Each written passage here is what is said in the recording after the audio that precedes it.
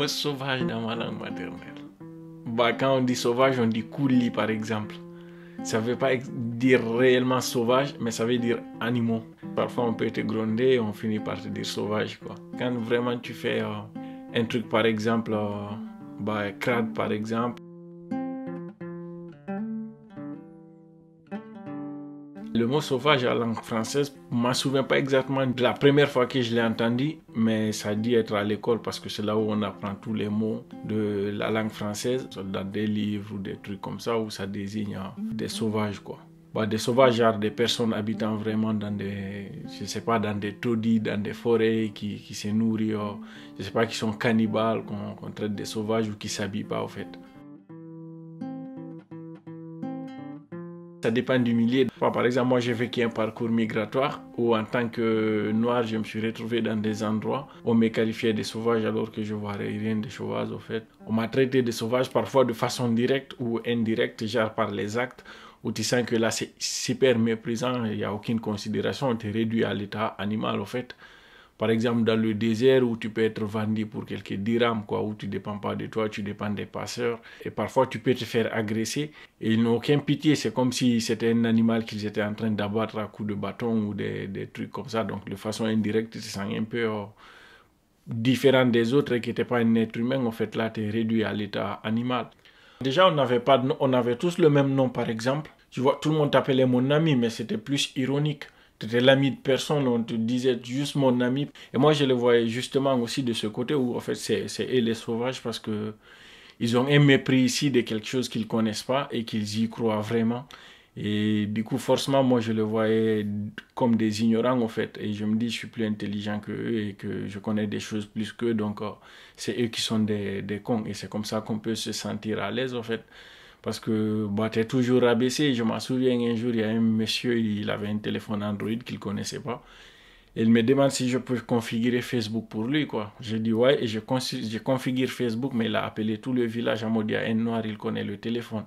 Et ça, pour moi, c'était un truc de ouf parce que, en gros, ils étaient là comme si j'ai fait quelque chose d'extraordinaire pour eux, alors qu'à la base, ils me considèrent comme un moins que rien. Donc, je me rends compte que, en fait, c'est des ignorants. Et eux, ils connaissaient moins de choses que moi. Pour moi, ça avait duré 2 ans. 2 ans le parcours jusqu'en France, en passant par le Sénégal, le Mali, l'Algérie, le Maroc et l'Espagne et après la France. Bon, c'est un parcours où c'est des tentes, c'est des ghettos, c'est comme ça on appelle. Et du coup, c'est là où on vit en forêt et il n'y a rien du tout. Il n'y a pas de toilettes, il n'y a pas de l'eau. Parfois, même pour trouver de l'eau, il faut aller à des kilomètres pour pouvoir avoir 10 litres d'eau. Donc, forcément, peut-être tu ne vas pas prendre ta douche tous les jours et tout.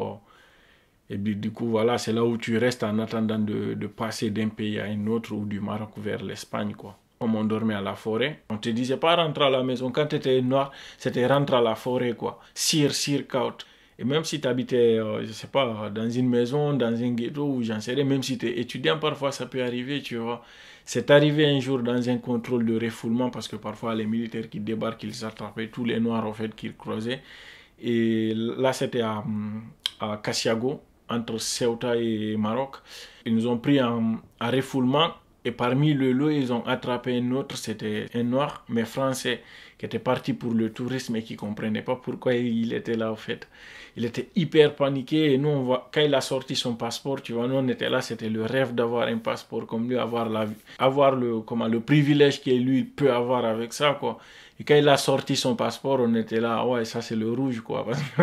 C'est un passeport rouge et tout, et c'est comme ça, c'est avec les couleurs, on le distinguait, mais lui, il ne comprenait pas. Et quand les militaires ont vu qu'il était français, et c'était plus le même traitement, ils l'ont descendu. Donc là, c'était un sauvage civilisé parce qu'à la base, pour lui, c'était lui aussi, il venait de la forêt. Et quand on partait en ville, comme on venait de la forêt, tout de suite, le regard, c'était pas du tout pareil. C'était un peu les mecs qui habitaient dans la forêt, dans des tentes, quoi. Donc on était un peu réduit à l'état sauvage parce que ça renvoyait ça. Les gens, ils nous méprisaient. Quand on montait dans le bus, on était obligé de s'asseoir derrière. Et il y a un contrôleur qui vient souvent avec du parfum. Il nous aspergeait du parfum parce que je sais pas, peut-être pour eux on puait dedans ou alors c'est ce qu'ils ont comme réflexe tout de suite quand tu venais de la forêt et que tu prenais le bus, quoi.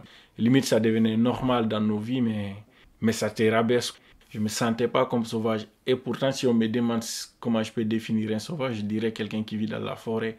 Et c'était un peu ça, nous à la forêt, il y avait des gens, c'était carrément des fils de ministres où le pouvoir a basculé, qui ont été menacés et forcément qui se sont barrés. Donc tu voyais tout, il y avait des gens, ils étaient riches, c'est juste qu'ils ne se sentent pas en sécurité chez eux. Donc là, ils se retrouvent comme sauvages dans la forêt, quoi. Malgré tout, c'était aussi organisé. C'était pas vraiment tu fais ce que tu veux. Il y avait une loi, il y avait des règles à respecter.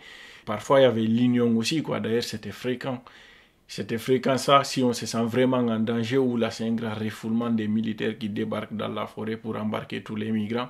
Bon, on faisait ce qu'on appelait le One Esprit par exemple. Tu vois, genre le One Esprit c'est de se dire tout le monde criait One Esprit à la fois et le but c'est de crier le plus fort possible et le plus longtemps possible. Et tu imagines un tas de personnes où il y a par exemple 1000 personnes.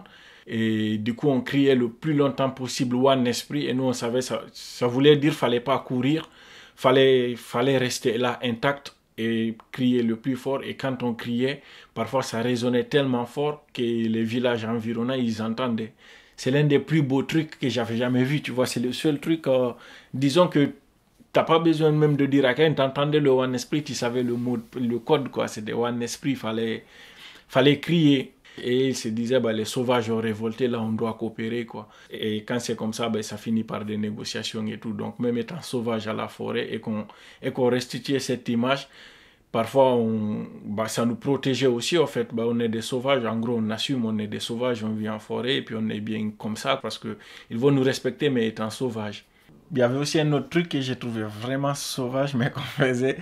C'était quand on partait, par exemple, pour sauter les grillages, le Las Tranquilo, où on reste là campé pour attendre le moment propice. Entre le Maroc et l'Espagne, il y a deux enclaves en fait, qui sont séparées par des grillages, des triples grillages d'ailleurs de 7 mètres de haut.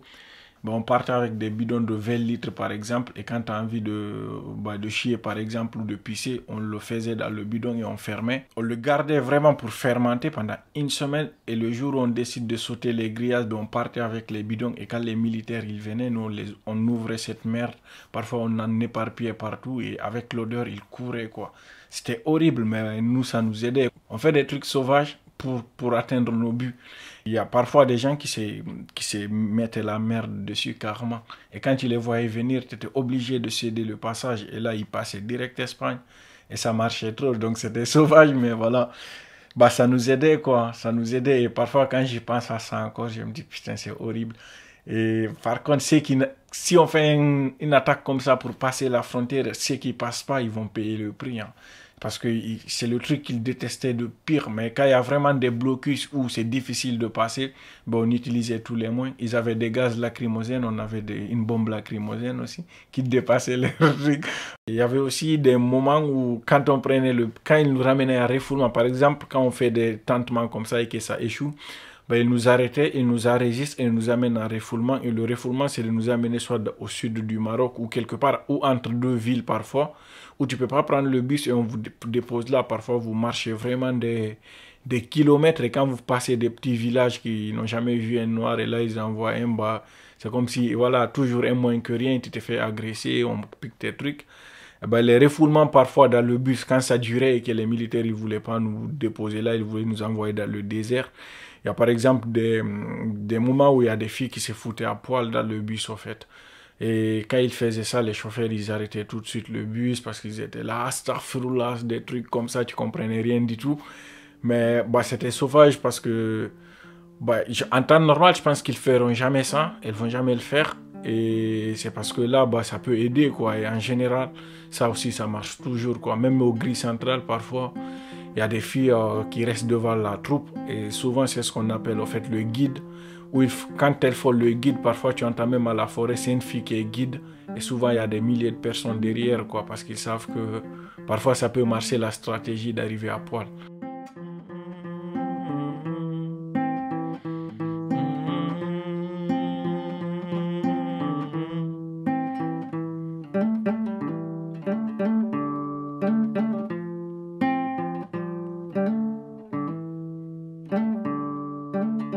Bah, il y avait beaucoup d'humanité entre nous du coup parce que le fait qu'on soit tous rejetés de la même manière faisait qu'on soit soudés. Même je pense l'idée du One Esprit. Tu n'avais pas besoin d'être Guinéen, Malien ou Sénégalais ou Gambien pour se souder parce que là c'était ça, One Esprit, c'est One Esprit quoi.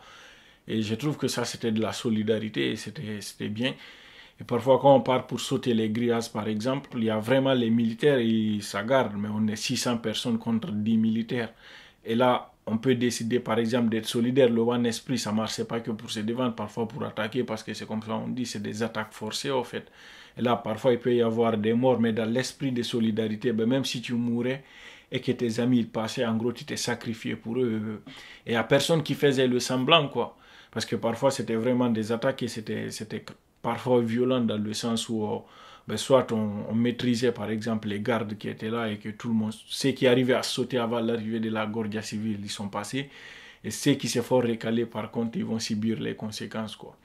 Parce que côté marocain, ils peuvent carrément vous tuer, ils peuvent vous tabasser avec des câbles d'embrayage de vélo, de moto, quoi, tu vois, des trucs comme ça sur la tête ou casser les pieds, des trucs comme ça.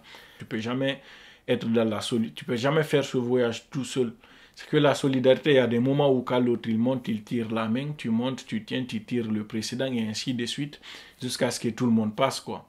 Mais c'est dans la solidarité qu'un voyage comme ça peut se faire et c'est comme ça qu'on se tisse des relations, des liens amicaux, parfois qui peut même dépasser là et qui peut aller jusqu'au vraiment en mode c'est ta famille parce que bah, il t'a sorti des situations où personne d'autre ne pouvait te sortir dedans.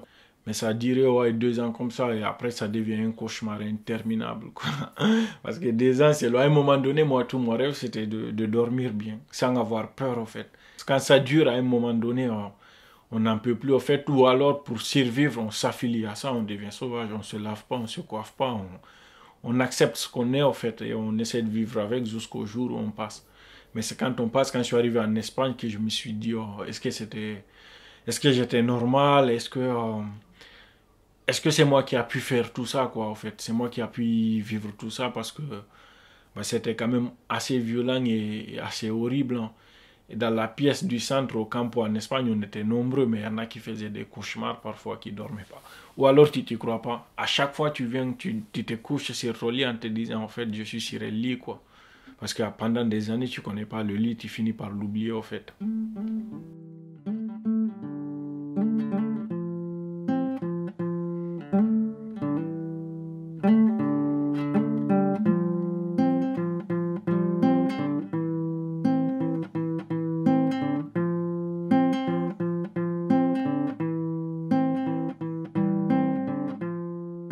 Oui, en France, ça m'est arrivé de me sentir aussi bah, méprisé, quoi. Parce que ça m'est arrivé une fois où dans un télécentre, dans une cabine où j'ai été pour appeler mes parents et ça passait pas. Et quand j'ai fini, le mec il m'a dit je devrais payer même si j'ai pas parlé. J'ai essayé juste de poser la question comment est-ce que je peux payer étant donné que l'appel n'est pas passé. Il a commencé à hurler à moi, je vous déteste les migrants, vous êtes des salariés, des trucs comme ça, où il a gueulé vraiment et ça m'a beaucoup marqué parce que bah, c'était la première fois que ça m'arrivait en France. Et quand je suis arrivé, pour moi, bon, c'est fini, c'est qu'un souvenir, il n'y aura plus rien de tout ça, là, c'est bien, quoi. Et là, quand ça m'est arrivé, ça m'a beaucoup marqué que ça puisse arriver d'une telle violence aussi, quoi, verbale, tu vois, parce que tu t'attends pas du tout. Limite, quand tu t'attends psychologiquement, tu es prêt. Mais quand tu t'attends pas du tout et que ça arrive là, oui, ça travaille. Après, c'est arrivé aussi à des moments, en gros, où c'est week-end, tu as travaillé toute la semaine, tu as envie juste d'aller, je sais pas, en boîte ou dans un bar, mais tu rentres jamais, quoi. Je sais pas pourquoi tu rentres pas, mais dès que tu arrives, on vous dit désolé, monsieur, et parfois quand tu es seul, bah, c'est en groupe. Faut être avec une fille pour rentrer et quand tu viens avec des potes, vous rentrez jamais quoi. Et parfois même on se propose de se séparer, genre on fait la fête mais quand on sort comme on va jamais rentrer en groupe dans un endroit, ben chacun fait son truc quoi.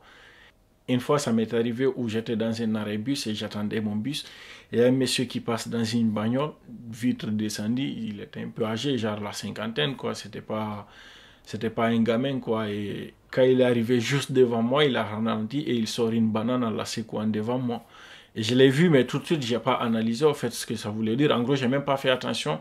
Et c'est sauf quand il est passé, ça m'est revenu dans la tête en me disant, ah ouais, j'ai vu en fait sur Internet, par exemple, des histoires comme ça de racisme sur des joueurs où on faisait des cris de singe, par exemple, sur Samuel Eto'o quand il était au Barça, où les supporters lui ont hurlé en faisant des cris de singe ou alors on balançait des bananes sur des terrains de foot tu vois, pour réduire à l'état animal, au fait. Et je me suis rendu compte que ce mec, ce qu'il a fait, c'était exactement ça, quoi. Tiens, il y a une banane pour toi, le singe, quoi, ou le gorille, tu vois. Et pour moi, en fait, c'était raciste.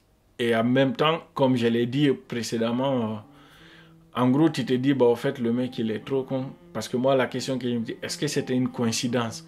Il avait juste une banane et il a vu un noir, il dit, tiens, je le fais la blague. Ou alors, il garde vraiment la banane dans sa bagnole pour en faire à chaque noir qu'il rencontre, quoi.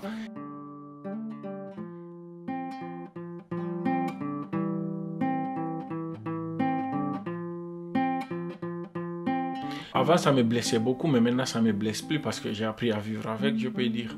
Mais j'avoue qu'au début, c'était compliqué, quoi. À chaque fois que j'étais confronté à ça, ça me faisait très mal. Parfois, ça me pesait pendant des semaines. Des semaines ou des jours où je pense à ça, quoi. Bah, le monsieur, il fait que ça et le but, c'est quoi? C'est de faire mal. C'est de faire mal et à longueur de journée, il veut faire mal, quoi, sans aucun intérêt. Il n'a rien en retour, sauf juste avoir ce plaisir de dire, bah, je l'ai fait mal, quoi. Et du coup, bah, pour moi, c'était sauvage de faire ça, en fait.